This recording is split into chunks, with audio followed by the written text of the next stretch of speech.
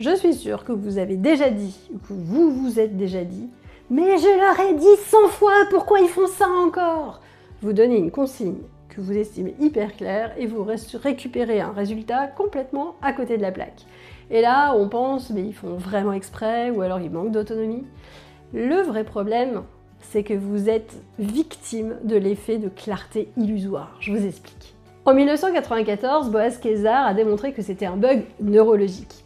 Pour ce faire, il a fait une expérience en demandant à des gens de lire une phrase avec un sens caché.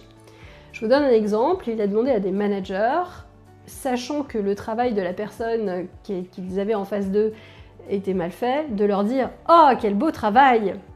avec une intention ironique.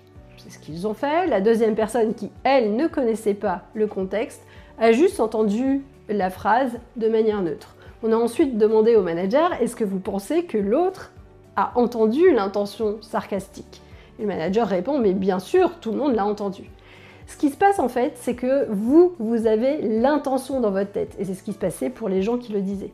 Mais pour la personne qui l'entend, elle n'entend pas l'intention. Elle n'entend juste les mots. Oh, quel beau travail! Et elle le prend au pied de la lettre. Et ce flou ne crée pas que des erreurs, il crée aussi des tensions. La plupart des conflits dans vos équipes naissent là. Chacun croit avoir compris la même chose, alors que tout le monde navigue à vue. Dès que ça dérape, arrêtez de chercher qui n'a pas compris. Cherchez plutôt où ce n'est pas clair. Est-ce un rôle mal défini, une limite d'autonomie floue? On ne peut pas demander aux gens de découvrir les règles du jeu en plein match.